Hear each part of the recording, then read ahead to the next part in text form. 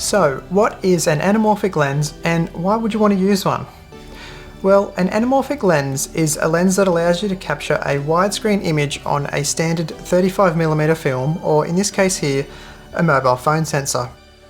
Typically, a mobile phone sensor shoots in a 16:9 aspect ratio, and using an anamorphic lens allows you to create even wider format videos for a more cinematic style.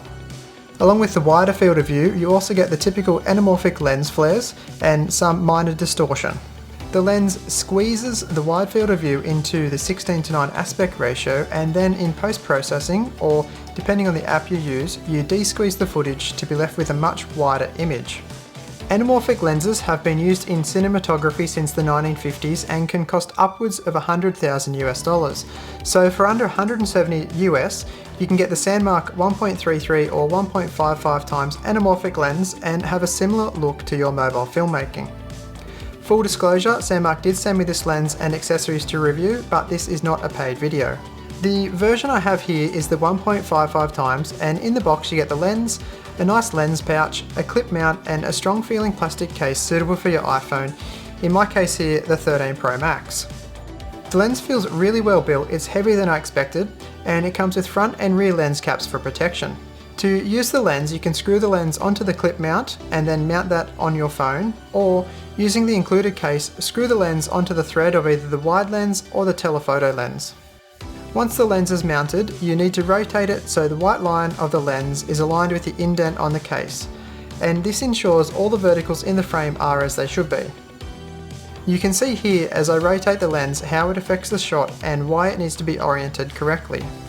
In testing, I did notice that using the clip mount can lead to some aberrations, as it's harder to position it directly over the iPhone's camera lens.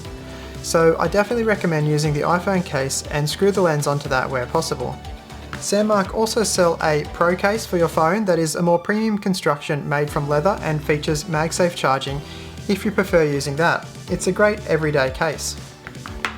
To shoot with a lens, you do need to use a third-party app, as the default camera app doesn't let you hard select a specific lens to shoot with. It just defaults to what it thinks is best, and with the anamorphic lens mounted, the iPhone can get confused. In my case here, I'm using the app Filmic Pro, and Filmic Pro is a good choice because inside the settings you actually have the option to de-squeeze the footage in real time. So what you see is what you get. From here, it's just a matter of setting your exposure and white balance and shoot away. Footage shot with the Sandmarc anamorphic lens definitely has an interesting feel to it. It's not as sharp as the default iPhone lens, but in some ways that's a good thing, as it gives the shot more character. The extreme edges of the shot are quite a bit softer than the center, so try and keep most of the action in the middle where possible. The lens creates some nice blue lens flares when you have a point light source in the frame, but I recommend using this with some restraint as it can get a bit over the top.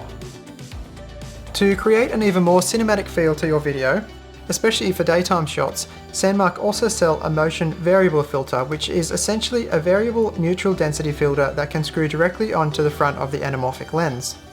This allows you to maintain a 180-degree shutter angle during daytime shooting for a more natural looking motion blur in your shots. The motion filter also comes with a clip mount, so you can use it without the anamorphic lens as well. Overall, if you're looking for a fun, creative and comparably affordable lens to enhance your mobile filmmaking, I recommend checking out the anamorphic lens from Sandmarc. They also sell various other lenses, so check out their website and the link is in the description. As always, if you have any questions, feel free to leave them down below, and if you got any value from this video, I'd love if you could give it a thumbs up, maybe consider subscribing, and thanks for watching.